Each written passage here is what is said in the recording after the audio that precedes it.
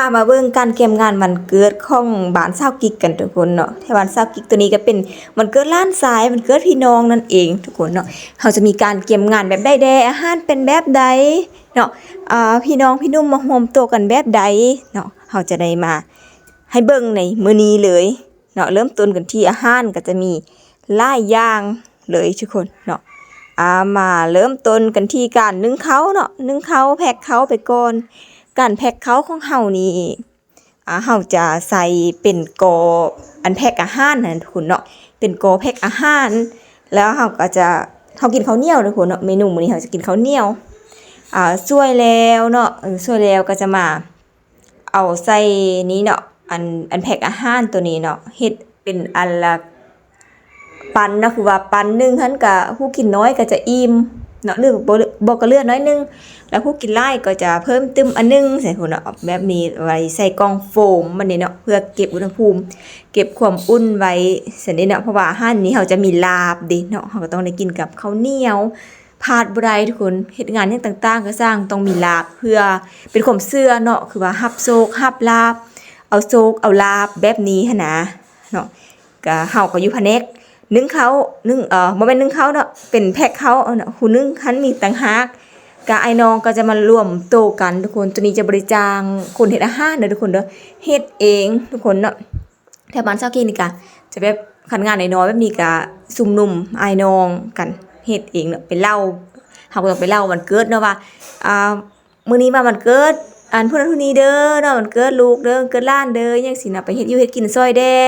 เนาะเพิ่นจะได้เล่าได้บอกแบบนี้พร้อมได้ถ้าว่าบ่เล่าว่าบ่ไปเฮ็ดอยู่เฮ็ดกินซอยแด่สิก็เพิ่นก็บ่ไปเนาะแล้วก็บางคนเพิ่นก็อาจจะว่าโอ้ขี้ทีบ่สิหั่นน่ะเนาะ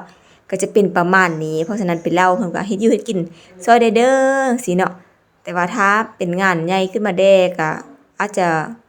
คันบ่แม่นพี่น้องฉันจำแท้ๆเพิ่นก็จะบ่ได้เล่าแบบนี้เนาะเพิ่นก็จะมีความแบบจะเป็นแขกแหละสินะอันนี้เฮาทั้งเป็นพี่น้องทั้งเป็นแขกทั้งเป็นผู้เฮ็ดกินผู้แต่งกินผู้สวยหยังต่างๆเนาะทุกคนเนาะก็จะได้มาเฮ็ดอันช่วยกันแล้วก่อนสิแล้วเวียกแล้วงานนี่ก็โอ้เฮ็ดอยู่เฮ็ดกินนี่ก็ม่วนทุกคนเนาะถามสารทุกข์สุขดิบกันแชร์เรื่องนั้นเรื่องนี้แล้วก็เบาให้กันหัวทุกคนเนาะก็จะม่วนไปเป็นการรวมญาติอันสนิทหนึงก็ว่าได้อีกประเภทหนึงก็ว่าได้นะทุกคนเนาะแหมเฮ็ดไปมันมือไปทุกคนแต่ว่างานนี้ก็เป็นงานน้อยเนาะเฮาก็งานน้อยก็ประมาณ30หรือ50คนนี่เนาะ50คนนี่แหละก็จะบ่ได้เกี่ยมหลายทุกคนเนาะหลังจากที่เฮาแพ็คอิหยังแล้วบางคนก็จะเอาใส่แอปบางคนก็จะเอาใส่กล่องโฟมบางคนจะเอาใส่ถังน้ำกรอนสิก็ได้แต่ว่าเฮามื้อนี้นี่ขอเป็นใส่กล่องโฟมทุกคนใส่กล่องโฟมนี่ก็มันจะสะดวกสบายกล่องนึงก็เหลือเฟือแล้วเนาะกล่องนึงก็เหลือเฟือแล้วต่อไปก็สิหาไปเบิ่งกันคั่วมีหรือผัดมีหรือว่าเฮ็ดได้เอิ้นจังไดทุกคนอันนี้เขาเอิ้นผัดไทยก็บ่แม่นได้เนาะเสียงไทยน่าจะเอิ้นว่าจังไดผัดมีบ่คั่วมีบ้านเฮานี่เอิ้นคั่วมีเด้อเนาะถ้าผัดไทยมันก็จะบ่แบบนี้แต่มันเป็นเส้นเล็กเนาะเป็นผัดเส้นเล็กใส่ซอสเนาะคือปรุงรสตามนี้เลยมีซีอิ๊วขาวซีอิ๊วดำซอสหอยผงนัวน้ำตาลเนาะรสดีหยังก็ว่ากันไปทุกคนเนาะก็จะเฮ็ดเป็นหม้อใหญ่ๆไปเลยแล้วก็เติมน้ำลาไปพร้อมเนาะตัวนี้จะเป็นการผัดแบบสดๆเลยเด้อเนาะจะบ่ได้ใส่วิธีลวกหรือวิธีจุ่มน้ำเนาะตัวนี้จะเป็นผัดของแท้ไปเลยใส่เส้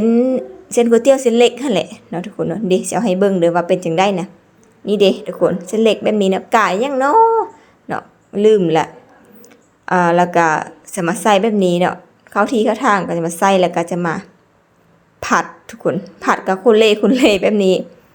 คันสิว่าลวกก็บ่แม่นลวกให้ทุกคนเพราะว่าน้ำมันแห้งไปน้ำเนาะถ้าว่าเฮ็ดสูตรลวกคั่นน่ะน้ำมัน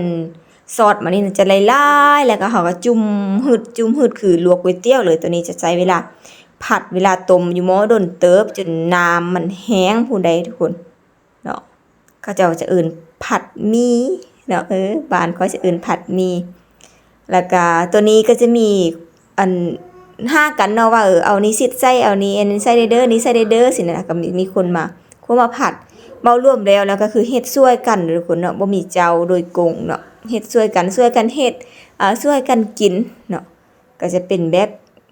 นี้เลยแต่ก็จะมีท็อปปิ้งแล้วก็เครื่องเคียงอีกเนาะบ่แม่นมีแต่อันนี้โดดๆเด้ทุกคนเนาะแม่หอมทุกคนอยู่มอนะหอมอีหลีเนาะแล้วก็ถ้าเป็นวันเกิดเด็กน้อยเนาะผัดหมี่นี่ก็อันแบบจะบ่ค่อยคาดหั้นนะเนาะจะบ่ค่อยคาดปานใดผัดหมี่สินะถ้าให้เบิ่งผัดหมี่ก็เป็นข้าวผัดบ่อีหยังประมาณนี้ทุกคนเนาะก็ใส่เวลาดนเติบบ่ผัดหมี่นี่ก็ดนอยู่เนาะเห็นบ่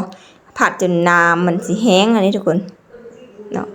ผัดจนสิแห้งแบบนี้เลยเมื่อได้ที่แล้วเราก็จะได้ตักขึ้นทุกคนตักขึ้นผัดทาดเนาะส่วนแรกก็จะใส่ผัดทาดเลยบางคนก็ทำบ่ผัดทาดก็ใส่3เนาะแต่เราจะใส่ผัดทาดเพื่อไปเบยไปจิกเนาะบ่ให้เส้นติดกันเนาะ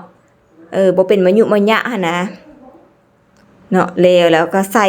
พลังบ่ธรรมดาเลยทุกคนเนาะก็ซอยๆกันหั่นแหละทุกคนเนาะก็สิมาเป็นบรรยากาศก็จะเป็นประมาณนี้เนาะสำหรับการผัดหมี่ว่าซั่นซะเอาขึ้นมาก็จะมาจิกมาย่างแล้วก็จะโรยถั่วงอกไปเลยทุกคนเนาะถั่วงอกกับอันผัดหมี่หรือว่าคั่วหมี่เนี่ยเป็นอย่างที่แบบแซ่บเข้ากันเนาะถ้าว่ากินคั่วหมี่บ่ได้กินถั่วงอกบอกเลยว่าบ่กินถ้าบ่มีท็อปปิ้งหยังเนาะมันจะมีแบบผักหอมลาบหรือผัดใบสะระแหน่เนาะบัวละพาแล้วก็จะมีถั่วงอกนี้เนาะถ้าเป็นพืชผักแล้วก็จะมีท็อปปิ้งอย่างเช่นเลือดเนาะเลือดแล้วก็จะมีอันใดไข่แพนเนาะไข่เซ้นอีหยังประมาณนี้นะทุกคนเนาะถ้าว่ากินแต่ความมีโดดๆนี่มันบ่แซ่บเด้ทุกคนเนาะบ่ก็จะหน้าตาจะออกเป็นแบบนี้ทุกคนไผมีลูกมีหลานก็จะแบบไผฟ้าวมื้อนะมาเฮ็ดกินแล้วยังซอยแบบแล้วก็แบ่งกันมื้อทุกคนอันอยู่เขตบ้านเซากิกนะบอกเลยว่าต้องได้เฮ็ดหลายไปก่อนเพื่อหยังแบบเพื่อพี่เพื่อน้องเพื่อคนที่มาเฮ็ดกินช่วยแบบมันเป็นประเพณีเนาะมันเป็นประเพณีที่แบบว่าต้องได้เอามื้อกินบ้านบ่สินะแต่ว่าเนาะคือได้ยินเขาเจ้าว่าว่าคือคันทางานอันอย่างเงินต่างๆหั่นน่ะว่าต้องได้เกี่ยมยังไวนะแต่ว่าบางคนเนาะอันนี้เว้าอื่นๆเด้อบ่ได้เว้าอยู่ในงานวันเกิดแบบเฮ็ดหันเฮ็ดนี้เฮาแขกบ่ทันได้กินนี่ของกินหมดก่อนสิก็บ่ได้ทุกคนอันนี้มีแต่พี่แต่น้องเนาะเฮาก็จะได้เฮ็ดมีซ่องถาดหรือว่าซ่อง3ไข่ก็จะทอดแล้วก็ซอยแล้วก็หั่นไปเรื่อยๆทุกคนเนาะท็อปปิ้งของอันผัดหมี่หรือคั่วหมี่วันซะมันต้องกินกับแกมกันสินะเนาะฮอนก็ต้องได้ใส่ถุงมือเล็กน้อยแล้วก็ทั้งทอดทั้งซอยอยู่หั่นเลยทุกคนก็ท็อปปิ้งนี่ก็หลายเติบเกือบเท่ากับอันครึ่งต่อครึ่งพู้นเลยเนาะเพื่อความกลมกล่อมเพื่อความ